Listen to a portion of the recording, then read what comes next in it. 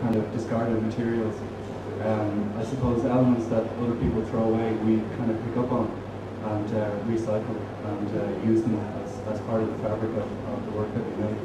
So the visuals that you'll see in this little piece that David and I put together, they're taken off a television screen, and when I was taking the images, what I did was I kind of watched a particular film, and I mean the film and is actually not that important, but what was kind of more important was what I did was I looked for a point in Paris where one scene was dissolving into another and kind of creating a new scene, and I photographed that point and I brought those along to David and we worked on them again and we made this little piece.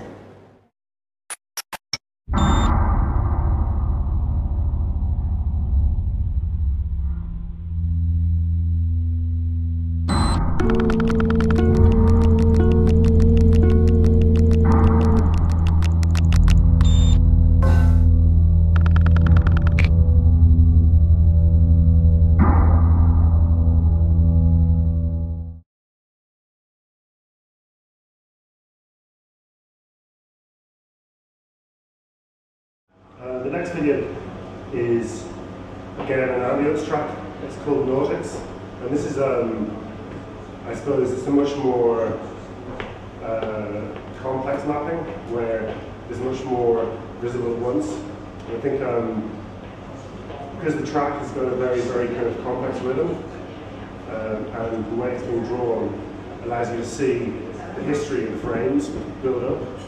What you end up with is something that's kind of akin to an abstract musical notation. In other words, if you was to look at the frames of the video and really, if you could remember exactly what the mapping was, you'd be able to reconstruct the music from the picture.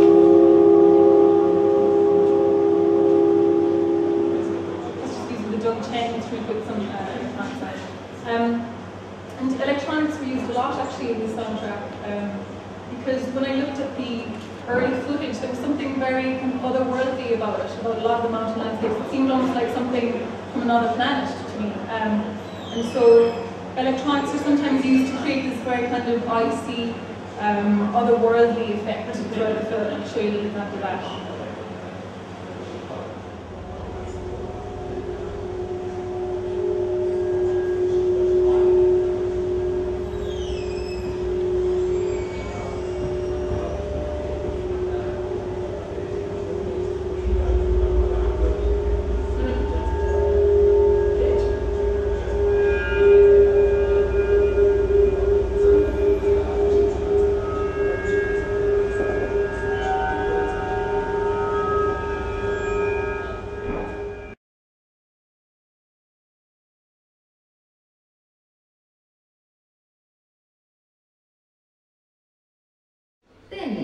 we did the space program. This is really what I'm here to talk to you guys about, because this is where we live now.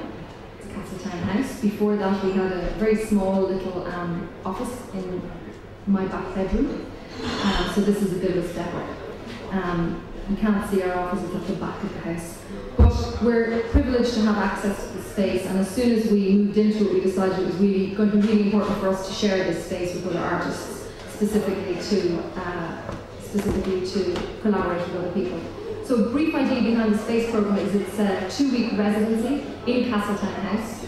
For those people who live outside Dublin or overseas, we have access to accommodation in the Gate Lodges of Castletown, where people can stay, and they're really beautiful. We pay people for the 2 weeks that they're part of it. I think we're kind of unique in that. As far as I know, most residencies artists have to pay for. We made the decision very early on that we wanted to pay artists to be involved in the residency. And we put the call out probably August or September last year, had a load of applications, whittled it down to 8 participants who we worked with and who worked with each other collaboratively over the course of 2 weeks on site at Castletown. So it kind of started off in a very talky way. So we sat around, we talked about things that we found interesting. We kind of, myself and Hannah had kind of generated different exercises for people to engage with that might start to spark ideas, start to spark ways of collaborating. So the whole thing behind this is, how do you put a choreographer from Russia together with an architect from Canada and expect anything to happen? And things did happen. Very exciting things, kind of things that were beyond what I expected, really.